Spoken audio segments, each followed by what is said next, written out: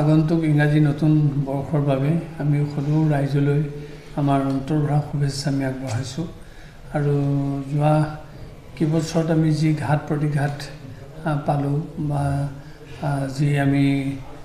উত্থান পতন দেখিলোঁ ইয়াৰ পিছত যদি আমি সকলোৱে সচেষ্ট হওঁ তেতিয়াহ'লে আগন্তুক নতুন বছৰটো আমি সঁচাকৈ সুন্দৰ কৰিব পাৰিম আৰু আমি এটা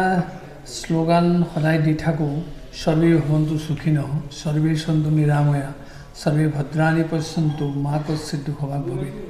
এইবাৰো আমি সেইটো শ্লোক উচ্চাৰণ কৰিছোঁ, সকলোৱে মংগলে থাকক। কিন্তু কেৱল এইটো শ্লোগানত পৰিণত কৰিলে নহ'ব। কেনেকৈ মানুহৰ সৰ্বাধিকভাৱে সুখ হয়, কেনেকৈ মানুহে সৰ্বাধিকভাৱে শান্তিৰে থাকে, কেনেকৈ মানুহে সৰ্বাধিকভাৱে মংগলে থাকে, কেনেকৈ মানুহে নিৰোগী জীৱন লাভ কৰে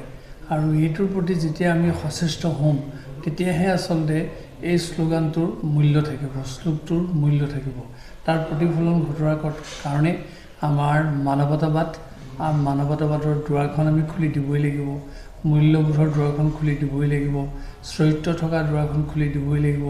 নৈতিকতাৰ দুৱাৰখন খুলি দিবই লাগিব আৰু নিশ্চয় আমি সেই ভাৱেৰে উদ্বুদ্ধ হ'লে আমি সঁচাকৈ শান্তি অনুভৱ কৰিম আৰু আমি ভাবোঁ আগন্তুক ইংৰাজী নতুন বছৰত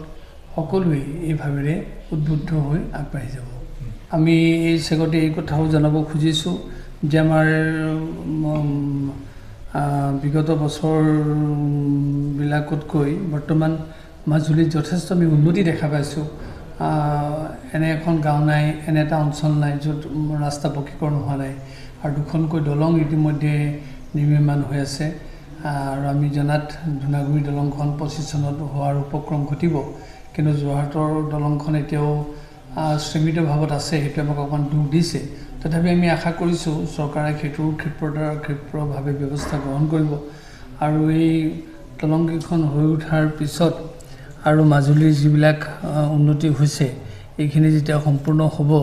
আৰু তাৰ যোগেদি আমি গোটেই বিশ্বৰ লগত আকৌ এবাৰ নতুনকৈ সম্পৰ্ক স্থাপন কৰিবলৈ আমি সমৰ্থ হ'ম আৰু য'ত মাজুলীৰ লগত বিশ্বৰ কোনো মানুহৰ পাৰ্থক্য নাথাকিব।